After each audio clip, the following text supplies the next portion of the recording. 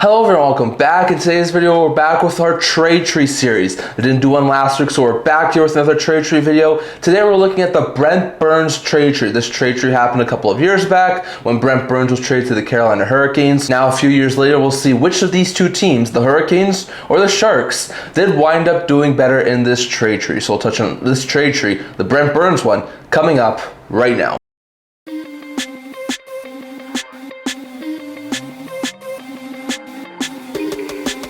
Hello everyone, welcome back to another video here at the End-to-End Hockey channel. Now before we get started, don't forget to like this video and subscribe down below. Thank you for all of your support. I would never be able to do it without all of you guys. So if you haven't already, don't forget to subscribe button down below. Don't forget to leave a comment. We're on the road to 1,000 subscribers. And don't forget to stay tuned for videos coming out in the very near future. So in today's video, we got another Trade Tree video here to discuss. Very interesting one is the Brent Burns Trade Tree. And one we saw back on July 13th, 2022. So it was a very interesting Trade Tree. So the Sharks, they wanted to try and move off some of their veterans. The one that made the most sense at the time, even though they did have guys like Erik Karlsson, Tomas Hertl, and Logan Couture, was Brent Burns. He only had a couple of years left on his deal. I think it was 3 at the time of the trade. He wasn't making an egregious amount of money, and he was the one that seemed to be the most open to going to some places. I think Dallas and Carolina were the front runners. On top of that, a few teams were able to take on Burns' cap hit if the Sharks were able to retain a little bit of money. So on July 13th, 2022, needing some defensive help, the Carolina Hurricanes would strike up a deal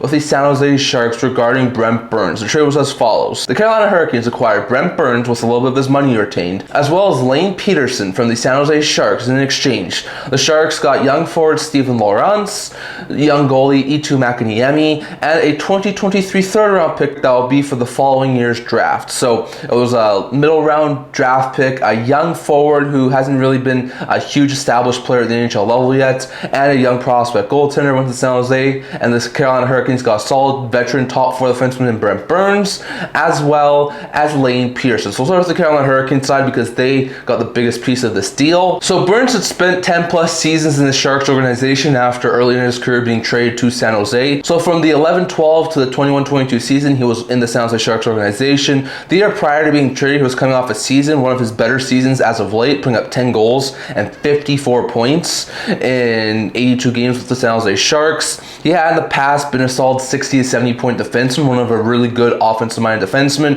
but had started to trail off at least a little bit as he was getting older. So the Hurricanes acquired him in the 2022 offseason. So in the 22-23 season, his first season in Carolina, Burns would actually put up his best numbers since the 2018-19 season. He had 18 goals and 61 points in 82 games. That was his highest point total since the 18-19 season and his highest goal total since he almost hit 30 in the 16-17 season. So those were some really good numbers. Burns was a solid top 4 defenseman. He still had a couple of years left after that year. So he then spent the next season with Carolina also playing all 82 games, putting up 10 goals and 43 points in 82 games. Not as good as the year prior, but was still a pretty effective defenseman. However, last year he did sort of really trail off, had 6 goals, 29 points in 82 games, his lowest point total since the shortened season when he also had 29 points but only playing 56 games. So it wasn't looking very good for Brent Burns and being a solid offensive defenseman anymore, but he's getting up there in age. I think he's now 40 or something like that. So he's one of the oldest defensemen in the entire NHL. So you can see how his point total sort of start to trail off. So with him entering the final year of his deal, the Canes didn't trade him at the trade deadline. They kept him. He also spent a couple of seasons with their team playing in the playoffs, having a couple decent point totals. But after last year's playoffs, the Carolina Hurricanes did decide to walk away from him, as Burns would leave as a UFA and eventually would wind up finding a home in Colorado. So far, he already has 10 points in 19 games in the Avalanche organization, but the Canes did let him walk away as a UFA. So that's the branch of the trade tree ending because he did walk away as UFA. So very interesting note there. But Burns did have a couple of really solid seasons in the Hurricanes organization, but didn't help them get to a cup final. The closest they got was a conference final. So very interesting note there, but solid stuff there from Brent Burns, as he had a really solid career with the Carolina Hurricanes over those past 3 years. So very interesting note there.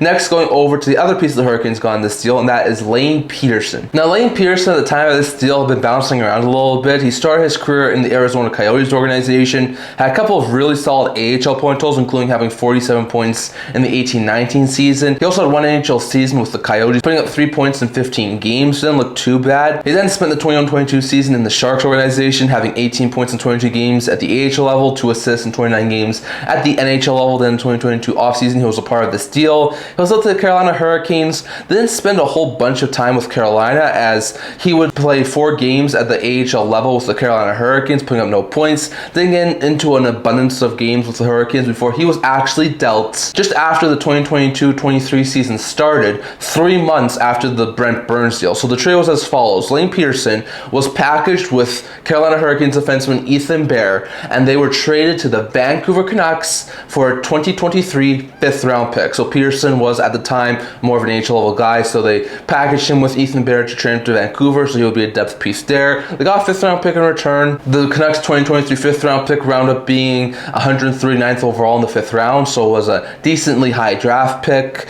And with the 5th-round pick, they would actually take someone who's still on the roster right now and just play his first few NHL level games, and that's Charles Alexis Legault. Now, Legault is currently in the 2nd year of a 3-year ELC, AV of $115,000. He's a right-shot defenseman. He's 22 years old. He's been a couple of years since he's been drafted now. Last year, played at the AHL level, putting up 3 goals and 14 points in 63 AHL games, his first full pro season after playing in college the past couple of seasons. He started in the AHL this year, putting up no points in 2 games, was called up due to some bad injuries to guys like Gostisbehere and Slave and a couple of other decent defensemen for the Carolina Hurricanes. And he actually played quite well. He has a goal and 2 points in 8 games. Now, unfortunately, as of the recording of this video, he just recently got injured. He's going to be out the next couple of months, so it's a bad blow for Legault. But the Canes look like they have a pretty decent prospect in Legault because of this trade tree. So very interesting note there. But Lane Pederson spent a couple of games in Carolina, was then dealt with Bear for a 2023 5th-round pick. The Canes drafted Legault with a 2023 5th-round pick, and he's still on their team and could eventually be a really solid 3rd pair defenseman. So very interesting note there. But that is the Carolina Hurricanes portion of this trade tree. Next, going over to the San Jose Sharks portion. So we'll start with the goalie prospect the San Jose Sharks got in this trade tree, and that was Makiniemi. He was a recent draft pick of the Carolina Hurricanes.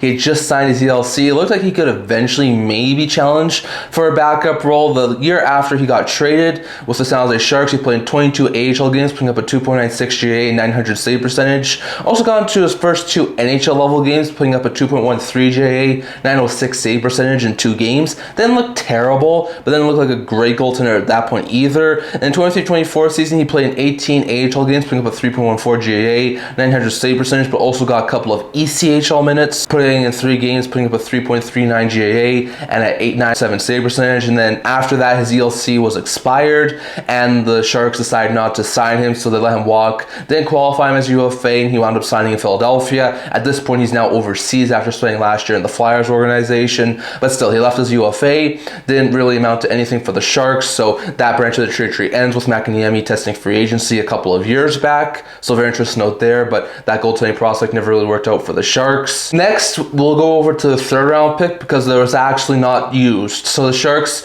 who had the 94th overall pick because of that trade in the Brent Burns deal, they wouldn't keep it. They would actually make a draft day swap with the Carolina Hurricanes. They traded the Carolina Hurricanes, that 94th overall pick that they originally got in the Brent Burns deal, back to Carolina, as well as the 100th overall pick. And they dealt both of those to the Carolina Hurricanes in exchange for pick 71. So they traded a couple of picks, moved up in the draft, and with the 71st overall pick in the 2023 draft, the San Jose Sharks used it to select center/right winger Brendan Svoboda. Now, Svoboda is a 20-year-old prospect. He's a center/right winger. He has yet to sign his ELC, so he's still an unsigned prospect, but he's a solid player. He's at this current point in time playing over in college. So far this year, he's had 2 goals and 7 points in 12 games over in the NCAA. Looks like eventually could be a solid top 9 forward. Last year, put up 7 goals and 9 points in 33 games, so he's already on pace to break last year's point total. So very interesting note there. I think Svoboda eventually could be a really solid top 9 forward for the Sharks, so it doesn't look like it's a bad draft pick in the 3rd round.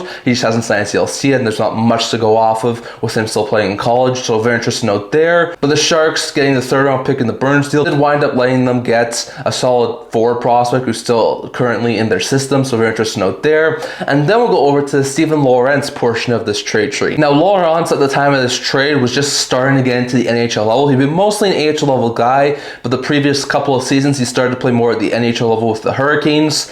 His rookie season, he put up 2 goals and 8 points in 45 games in the 2020-2021 season. Then the following season, he wound up having 8 goals and 13 points in 67 games with the Hurricanes. And then that offseason, he was traded to the San Jose Sharks. He'd spent 1 season with the San Jose Sharks. That following season, he put up 10 goals, 19 points in 80 games with San Jose. Looked pretty good. Signed a new contract extension, so he was in the first year of a 2-year extension. But the following offseason, the Sharks, trying to switch up some things with their forward group, would wind up flipping Steven Lorentz. So after 1 season with the Sharks, Lorentz was dealt as part of a trade package July 1st, 2023 to the Florida Panthers. The full trade was as follows. The San Jose Sharks dealt their 2025 5th round pick as well as Steven Lorentz to the Florida Panthers in exchange for Anthony Duclair. Now, at the time, Duclair had spent a couple of seasons in the Panthers organization, but they were in a sort of cap constraint. They needed to try and free up some cap space, so Lorentz was going to be a little more of an effective bottom 6 forward for a little bit easier money.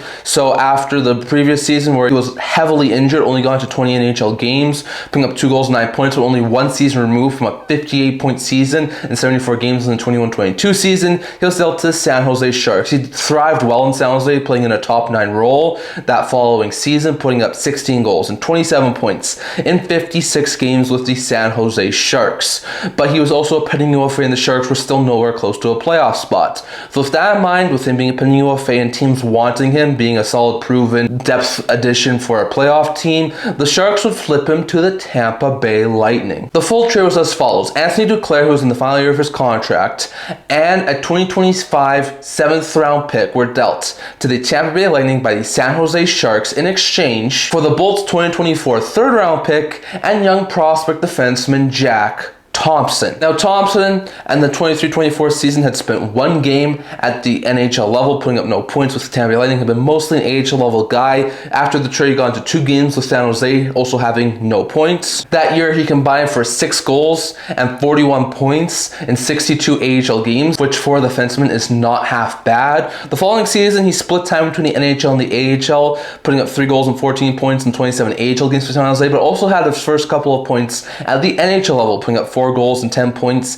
in 31 games at the NHL level. So he looked pretty good. However, he started the season injured this year. So because of that, the Sharks sent him down as soon as he was healthy to the AHL. They have a lot of better defensemen at this point in time. So he started the AHL level, putting up 1 goal and 2 points in 13 games. So hasn't been the best of starts for Thompson, but he still looks like eventually he could be a solid 6-7 defenseman, sort of like a 3rd pair guy. It's not a bad pickup here for San Jose Sharks, but they do get Jack Thompson, who is still currently on their roster. Now, this 2024 3rd round pick they got from Tampa in the Duclair deal, they would actually wind up flipping. It was another draft day swap that the San Jose Sharks made, as they would deal Tampa's 3rd round pick, which wound up being 85th overall in the 2024 draft, and their 6th round pick in the 2025 draft to the New Jersey Devils in exchange for pick 82. So they traded up 3 spots in their draft, gave up a future 6th round pick. They viewed someone that they really wanted to try and go after, so they wound up taking, with the 82nd overall pick in the 2024 draft, right winger Carson Wetch. Now, Wetch, just like Svoboda, has not yet signed his ELC.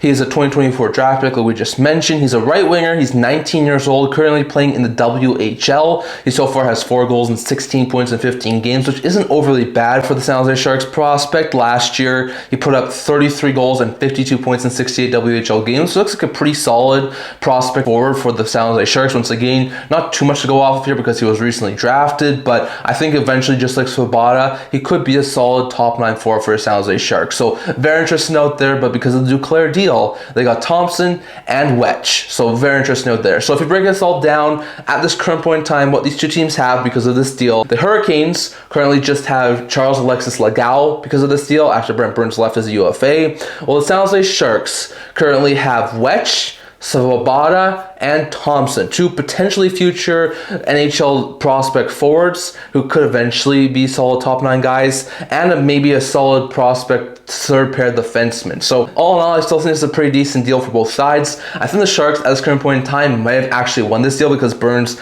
never really amounted to anything huge for the Hurricanes, and they still have 3 decent prospect pieces because of this deal. But the Hurricanes also still have Legal because of this deal. So I think it could be a win-win deal. But I think the Sharks at this point in time do, in my opinion, wind up winning this deal. But I'd love to hear your thoughts down in the comment section below. Do the Sharks win this deal? Do the Hurricanes win this deal? Or a couple of other teams in this trade who actually won it instead of those 2 teams? I'd love to hear your guys' thoughts. And do you think that it's a little bit surprising to see how these sorts of deals changed after 3 years? Definitely love to hear your guys' thoughts on all of that down in the comment section below. That's all I'm going to talk for today. Remember to like this video. If you're liking, subscribe below. Thank you for all of your support. I would never be able to do this without all of you guys. So if you haven't already, don't forget to subscribe button down below. Don't forget to comment. We're on the road to 1,000 subscribers. Don't forget to stay tuned for videos coming out in the very near future. Also a blog to about news, rumors, analysis, stuff like that. So check that out. I'll link that in the description below. Can't wait to see you guys all for next video. See you guys soon.